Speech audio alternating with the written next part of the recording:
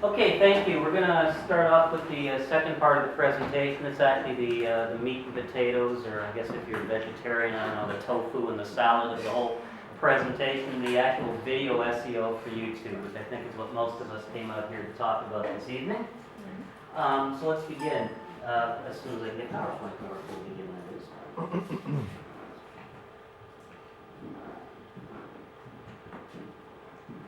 Okay. Now, the topic tonight is video SEO. We're going to go over very quickly and just understand a little bit about how YouTube works. And I'm not talking about how the code and everything behind YouTube work to create the site, but just basically for those few of you who aren't quite sure how YouTube works, we'll do a very brief conversation about that. How is YouTube different? And what I mean by different is a lot of people consider YouTube to be a search engine. In fact, obviously we do. We're doing video SEO. And if you consider it to be a search engine, it's actually the second largest search engine in the world after Google itself. But we're going to talk about how it's a bit different and how the results are different. And this is actually, although some of it may appear to be obvious, is actually very paramount to doing SEO on YouTube, because those differences actually will allow you to rank quicker and better on YouTube than you might on Google itself. And finally, the real thing we're here to talk about tonight, of course, is SEO for YouTube. And so let's just get really started really quickly on how YouTube works. YouTube is a massive video repository. I think we all know that. The amount of video uploaded to YouTube daily is absolutely incredible. I was trying to get an accurate statistic on that, and I've seen it all over the map. But basically, I've heard anywhere from 2 to 3 days worth of video is uploaded to YouTube every single minute of the day. If you consider there's 1,440 minutes in a day, that's an incredible amount of video. I mean, if you were cruel enough to take a newborn child, stick them in front of YouTube, and get them just watch video, they could probably get through a little less than 2 weeks of uploads in their entire lifetime. So that's an amazing amount of video, and yet for some reason we can find videos, and the reason is that YouTube is a lot like a library. A library can be absolutely massive. It can have thousands, or even in the case of some libraries, millions of books, and yet there's a system for very quickly finding them, and that in the case of the library, the Dewey Decimal System. In the case of YouTube, the YouTube search facility, which allows you to narrow down and find a video instantly. And this is what we are going to talk about in terms of SEO, about how you can get your results up on that search. YouTube's content is regulated, and this is where it's a little bit different than the web. On the web itself, you can basically put any content up you want, but YouTube content is regulated. If you try to put copywritten material up onto YouTube that you don't have the rights to, you'll find it's taken down very quickly. Some of it is taken down instantly, some of it within a few days. Also, YouTube is regulated to content in the sense that adult content, etc., is not permitted on YouTube. So that again makes it a bit different than publishing for a website. How is it different? And again, how does this differ from a search engine like Google and that? Well, one of the key differences on YouTube is when you search YouTube, you are only searching YouTube. You're searching your own property. When you do a search on Google or Yahoo or Bing, you are searching mostly properties that the search engine doesn't own. Google is going to search your website, my website, the CBC's website, the Bank of Hong Kong's website.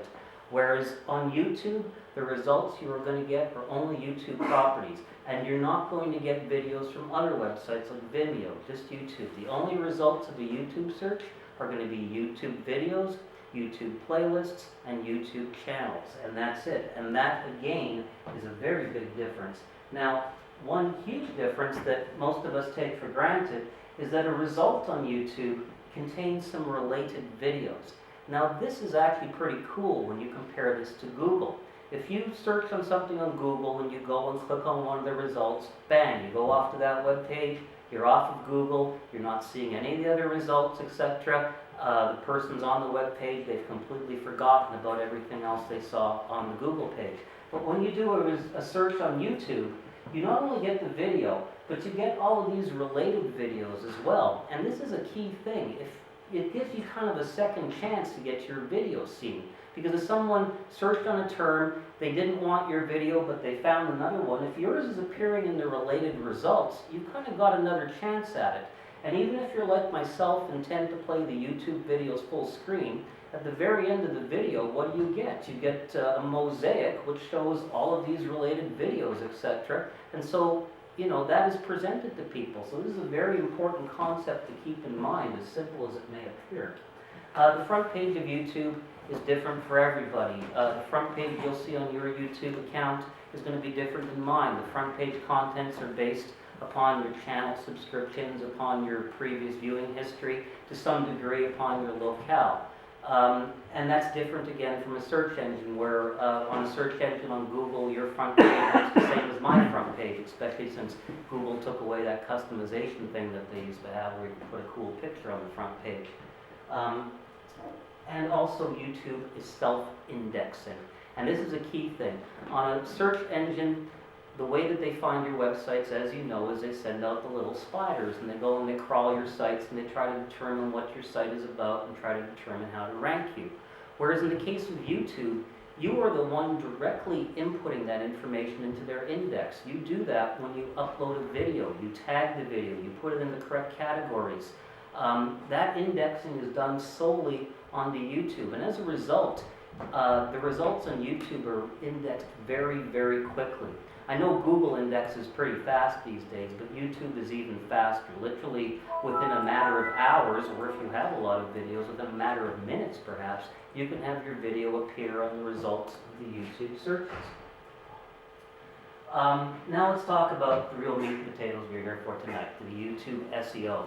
A lot of the content I'm about to show you comes from an awesome resource. I'll cover resources at the very end, but this awesome resource deserves mention right at the beginning, and that is the YouTube Video Playbook.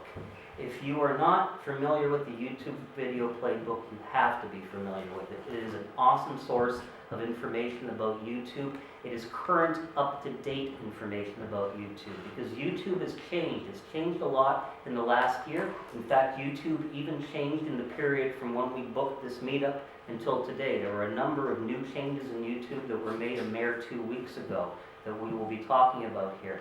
But what this means to you is YouTube's changes are now regulated toward channels, not videos. YouTube used to be very concerned about views. Everybody wanted the 2 big V's. They wanted viral, they wanted views. You'll notice tonight I'm not going to talk about either of those things, because that's not where YouTube is at anymore.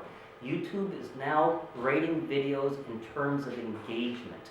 They want to see videos that people watch. They want videos that are watched all the way through. So your task is to get people engaged. And YouTube is also very, very much centered on the channel now, not the individual video. They don't want the one-hit wonders. They want channels where you constantly put videos. So the first thing we're going to talk about is programming. And again, I'm not talking about HTML and PHP and stuff like that. I'm talking about programming in the sense that a television network does its programming, where it's planning the videos that it's going to release. It plans videos at certain dates, perhaps to coincide with events or holidays and things like that. So programming is a very big thing. We will talk about that, and it's a big part of the YouTube playbook. The next thing is the actual optimization. And this is the O in SEO, of course. This is the optimization of the videos themselves, and also to some degree the optimization of the channel itself. So we will discuss that. We will discuss community. YouTube is becoming very community oriented. In fact, one of the founders of YouTube is starting another video service, which is a community video service where people can get together and create videos even if they're on different sides of the world. By community, we're talking about engaging your audience, etc. And I will be showing you a few video examples during this presentation, including one in which basically you engage your audience. You bring them into the videos, you help them contribute content to it. It can also mean engaging with other YouTubers and doing content aggregation and such like that. And then finally, at the end of the presentation, some valuable resources for you. I'm going to go over some very valuable tools for YouTube SEO. And again, all these resources, I will be placing another page onto our Meetup site a little later on tonight or perhaps tomorrow morning with links to all of the things that I'm talking about here today. Meetup doesn't really give you a lot of flexibility in structuring your page, but if you go to the top of our Meetup site, you'll see pages. If you drop that down, you will see a link to all the different pages, and we've already got a few up there. I'm going to put another one just with some links exclusively for tonight's presentation. So let's just get started on talking about programming.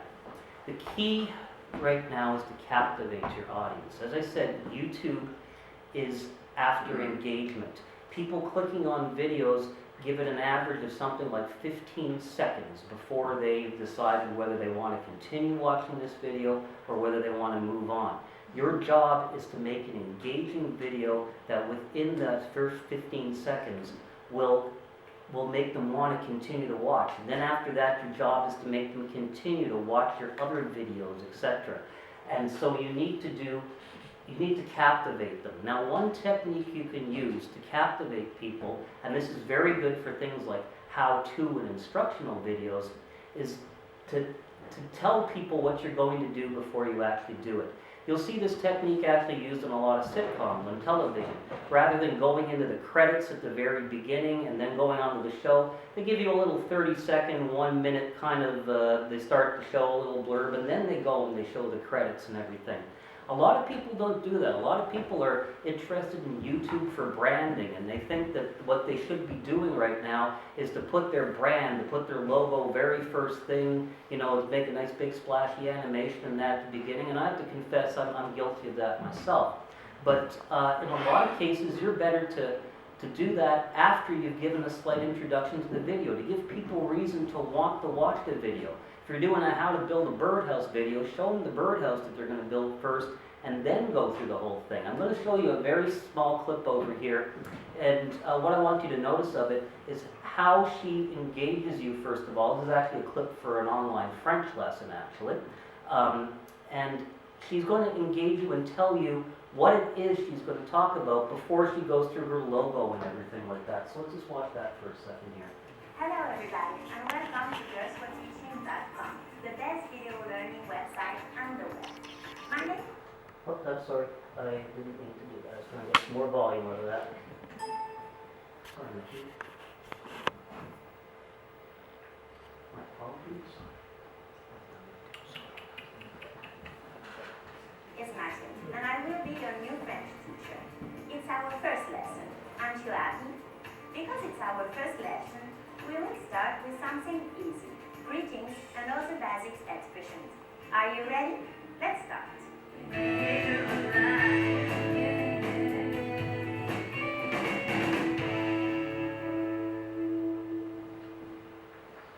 Before approaching this subject, let's consider that in French, the distinct... Okay, basically what I want to illustrate, and I apologize for interrupting, I was trying to get this extra sound out of it, is that at the beginning of this presentation, she didn't go right into her fancy logo and that. She told you what it was that she was going to be talking about in the presentation, and then she went ahead and moved into the logo and that, and then she moved into the actual lesson. So she didn't do her branding right away. She told people why they should be watching this video, and then she went ahead and started the video itself. And that's an effective technique that you can use, especially, as I said, for how-to type of videos. A call to action. You're making a video for a reason, obviously. You want people to do something, whether it's to jump to your website, subscribe to your video channel, to give them brand recognition, etc. What you want to do is keep them engaged, and you want to keep them engaged into your other videos. As I said, you are not just going to be thinking along the lines of one video anymore. Think along the lines of a whole video channel. After people watch your first video, you want them to watch one of your other videos, etc. You want to give them a reason to move on. Also, if you're making long videos, you might want to consider breaking these up into short videos. Anything over 5 minutes long, you're really running a risk that nobody's going to sit there and watch through it. People tend to like videos that are a little bit short. You know, you're not making a 30-minute television show. You're making a small video. 2.5 minutes, 3 minutes I find to be about optimum. But really, if it's over 5 minutes, you want to divide it up. So you need a call to action to move people onto the second video.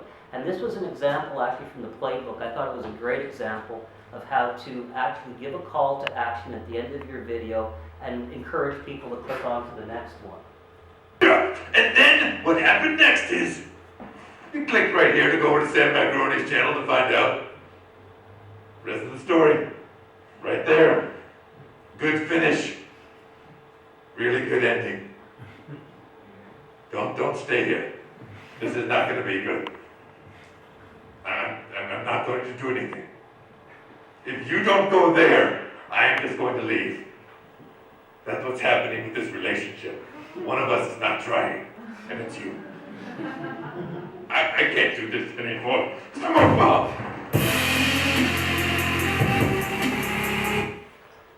I thought that was a cute way of getting people to jump onto the next video, and I mean, it's intriguing. I mean, I know I would have clicked onto the second video after that.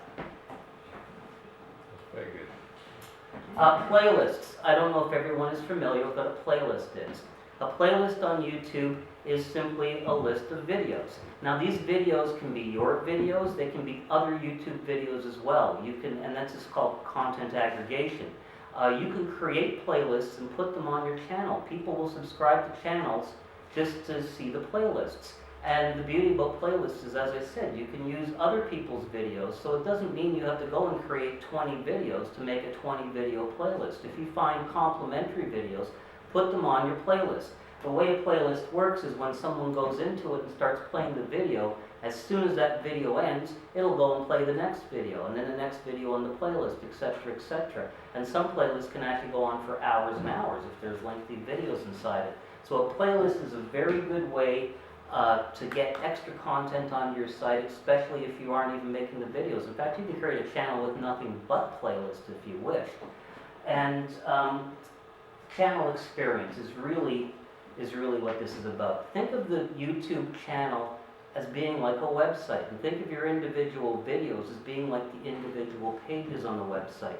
YouTube has become very channel-centric, and actually one of the new developments in YouTube, which I'm going to talk about in a minute, that only happened a few weeks ago, YouTube 1, is very focused on channels.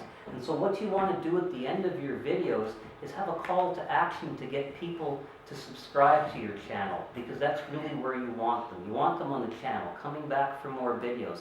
And I'm going to show you a very quick call to action. This one's really cute. It's from the Children's Television Workshop. It's a call to action to subscribe to their channel, and I think it's intriguing enough for a 6-year-old to do it, so for adults it's a no-brainer.